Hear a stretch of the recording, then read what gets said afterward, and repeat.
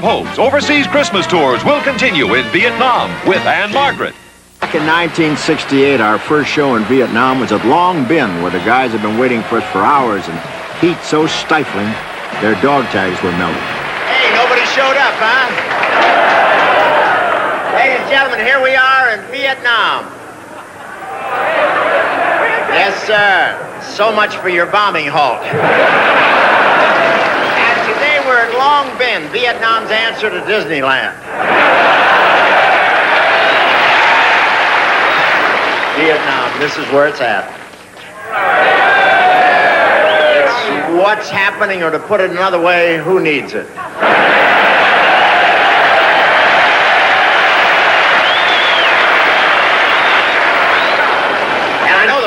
Is really working. I know because we flew over the Ho Chi Minh Trail and nothing was moving. It's the worst traffic jam I ever saw.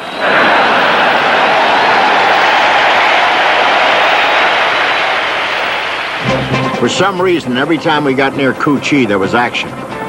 That year, they wouldn't let us travel except in groups of 3 on the theory that if they got one of us, there'd be 2 of us to get them. During a Shakespeare sketch with Miss World, Penelope Plummer, we were interrupted by gunfire from across the river. My to be or not to be almost wasn't. You remember me, Rosemary's Baby? Oh, my faithful old nurse. Yeah. You know, this isn't such a bad part. What the hell is all that firing over there? General, will you call off this stuff, this war, while we're on, please? During the show, they hit a pocket of VC across the river. None of our GIs were injured, but they later sent me a neckerchief with a company crest and a note that said, "Sorry about the noise. Hope we didn't disturb the show." 300 miles out, while we were over the Mekong River, our number 2 engine went over the hill. That's a sight you never want to see, except on the ground. It was gnarled and twisted. Not the prop, my stomach. That's Lao Stone below on one side of the Mekong, and after we landed, I found a perfect way to unjangle my nerves. Doing a duet with a beautiful blonde with a magnificent voice, Linda Bennett.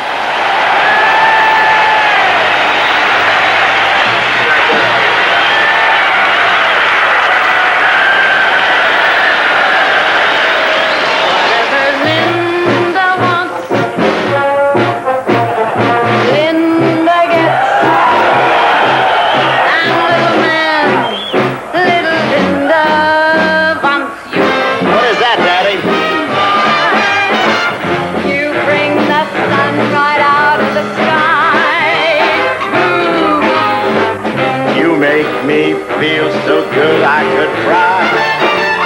Linda. You came, you saw, you conquered, and absolutely nothing is the same.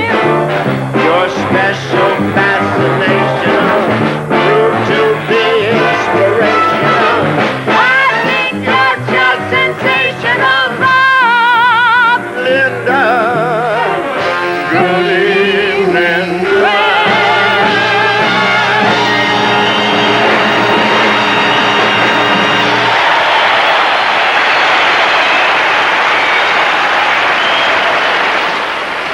Nope, never did make it. That year, for the first time in 5 years, we were allowed to visit the Delta country, the Rice Bowl of Vietnam. We played for the Riverines, the river rats who were out on constant patrol in the Mekong Delta. Here's our mail call bit where we brought messages from home for the GIs. John, how are you? I see. We have a letter from your mother back in Covina, California.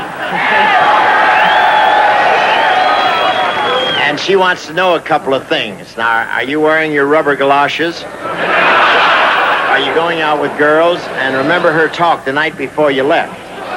She says if you have any questions to write home with them, to write home to her with them. And there's one more thing. She wants to send you a kiss. And she doesn't trust you with any of the girls, and she wants me to kiss you.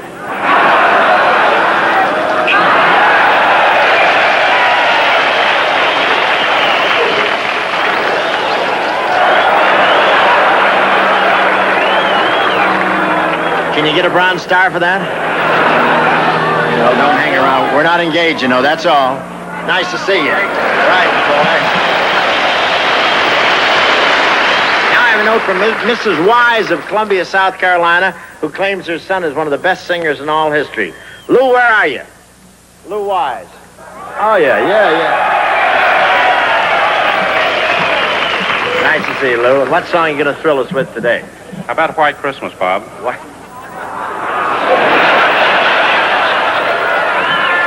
I've been stabbed. Do you remember the Crosby song?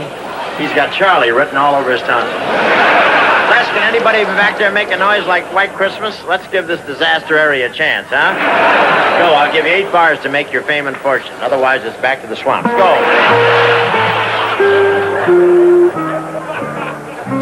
I'm dreaming of a white Christmas, just like snow, where the treetops glisten, the children listen. I hope Irving Berlin will forgive him. Sleigh bells in the snow.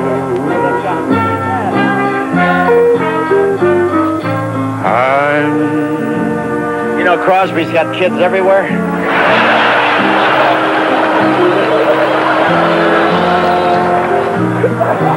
Without a Christmas card arrive,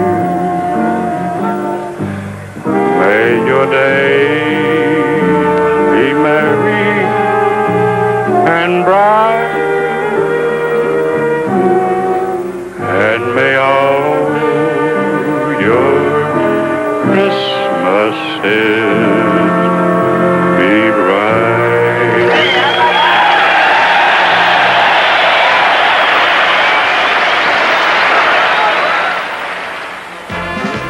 There's our next target. The attack carrier USS Hancock. Doesn't that deck look roomy? It is in the daytime, but try finding that deck at night. It's like trying to find Paul Williams in the Celtics locker room. This is Christmas Eve. Would you believe it? Nobody went into town. They all turned out for the show. It was our 3rd show of the day, and we were all pooped until we heard this audience.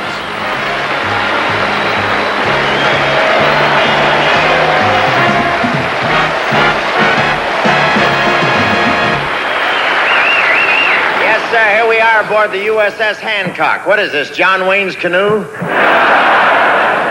You guys are lucky. Jackie Kennedy doesn't have 1/10 this much, and you didn't have to marry the captain to get it.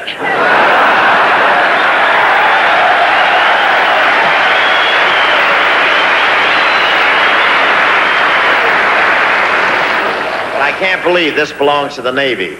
How'd Howard Hughes ever let a gambling layout this size get away from him?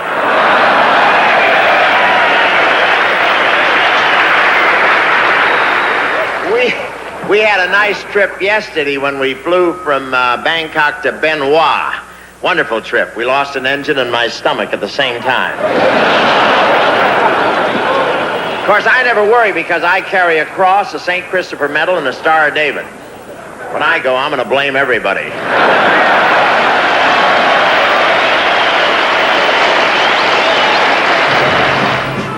Christmas morning, the destroyers Decatur and Weatherburn passed in review while the gold diggers fill their stockings. Later, we choppered over to the USS New Jersey, the only battleship in the world that still was on active duty. She was really a camp follower. This was her 3rd war. We shared Christmas dinner with the enlisted men in their mess. They built a cake for us that would have satisfied the Incredible Hulk. And what a room for a show. It made the Astrodome look like a pup tent. What a stage. 30 feet above the audience. I figured it was safe to do my dance with Margaret here. The ship's roll may help.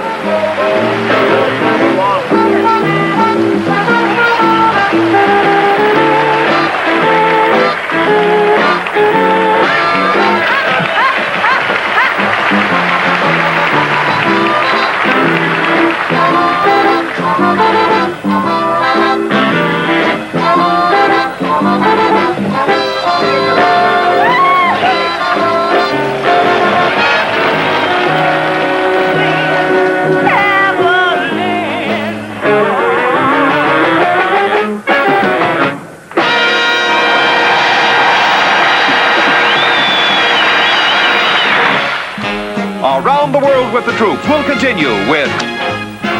We continue now. We were off in the opposite direction, over the Atlantic toward West Berlin. En route, we were soon back on radio, trading a few ad-libs with guys manning our lonely and remote weather stations down there in the Atlantic. Berlin was a shock to us Californians. Plenty of ice and snow. But the audience at Deutschland Halle was warm and gracious.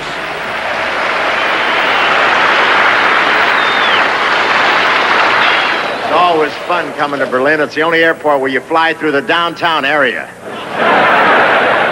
We flew in through the air corridor. At least it's plainly marked. You just stay between the tracer bullets. We came in so low, 3 housefrows met us at the ramp and wanted their pantyhose back. I must say that everyone here must remember me from 11 years ago because they all call me by the same name they did then. What's a Schweinhund? And here I am back in Berlin in 1958 with a little less stomach and a little more hair. Thank you very much. Here we are in West Berlin, ladies and gentlemen. West Berlin, that's a PX surrounded by Russians. This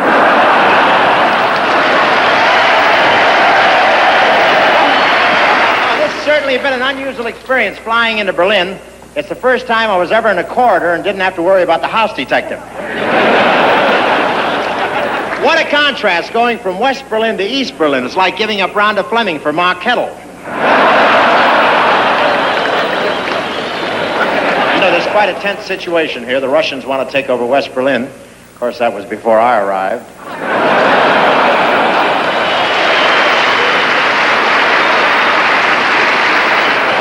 You know, a funny thing, the people over here really know me. Whenever I walk down the streets of Berlin, they follow me yelling and cheering. Tell me, what does a Schweinhund mean?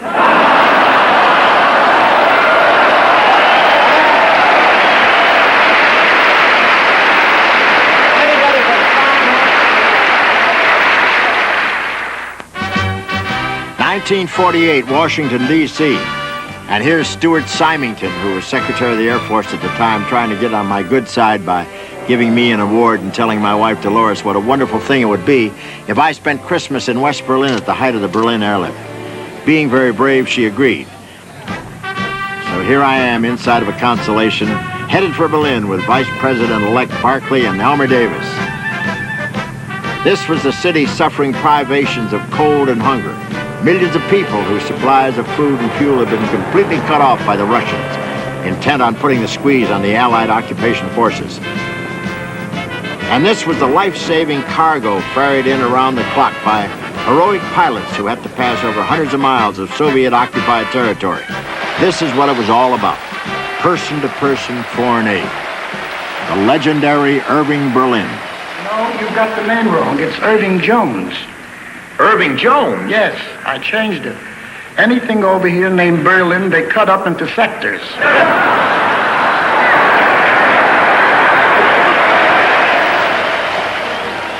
That's me wearing my insurance. Why take chances? The stage was over 4 feet high. I'm being introduced to the audience by radio and television star Jinx Falkenberg. Also joining us on that trip were Jinx's husband, Tex McCrary, and General Jimmie Doolittle. I think that, I think it's wonderful, and I think it's grand of Jinx to start this show off. I think she deserves a lot of respect. I mean it sincerely. Don't think that I'm kidding. When I do that, it's just a matter of friendship. I'm going to give you all the respect in the world. I mean it sincerely. And I think any lady as beautiful as you that can come out here and do this show like this, I think deserves a lot of respect. There's no girl I think deserves more respect than Miss Jinx Falkenberg. Go right that way. On returning to Washington, they interviewed Jinx and myself with Senator Alvin Barclay. I want to say that this has been a very tough trip for me because Miss Falkenberg has out-glamored me, and Senator Barclay has told all the jokes. I don't know what I was doing on the trip at all. Oh, Bob, you were absolutely wonderful, and you took a ride with the airlift crew, didn't you, into Berlin? Yes, I sure did, and I don't know whether it's coincidence or not, but I came in with a load of corn. Solid or liquid? See what I mean? Beautiful. Is that something? Back in Berlin in 1969, we had the pleasure of introducing one of Europe's most glamorous movie stars, Miss Romy Schneider.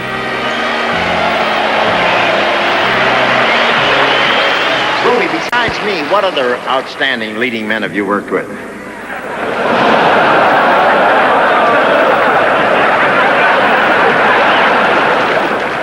Well, I did a film called What's New, Pussycat with Woody Allen. Woody Allen?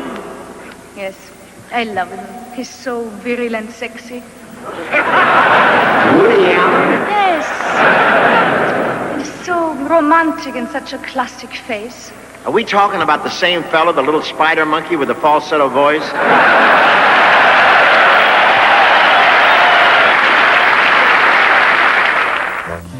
That year, we circled the globe, and after a refueling stop in the Persian Gulf, we broke out the flak jackets and headed back to Vietnam. Our first gig was in Long Binh. Look at this mob. Dog tags a go-go. Anyway, ladies and gentlemen, today we're at Long Binh, 17 miles northeast of Saigon. I don't care if Charlie is watching. I'm giving away military secrets. We're on live TV today, and we need the rating.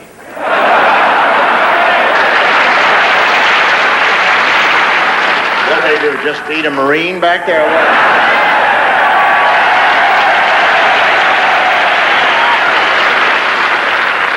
This is the biggest logistical installation in Southeast Asia. 35,000 men, all united in one common goal, to sneak into Saigon.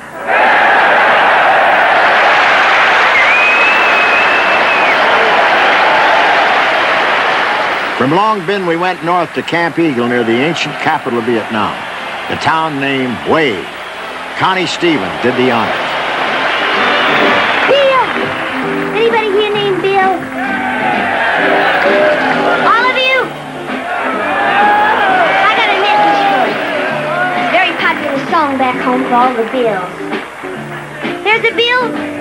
He looks like Sweet William. Come on up here. Yeah? They're not all Bills. Are you a Bill for real? Really? Brown? Bill Brown. Anybody else? Any more Bills? Come on. Bill Higgins. Anybody else? Come on. If you say Howard, I'm throwing you off the stage. Do it. I shan't do it, Connie. Chuck Hall. Get off the stage! I need another Bill. A real Bill? Come on. Music. Music. Anybody else? Are you a Bill? Yes. Bill. Bill Madden. I think he made that up, but come over here. Now, where are you guys going? Bill! Woo! I love you so. I always will. And in your eyes I see the passion. Eyes of May. Oh, but am I ever gonna see my wedding day?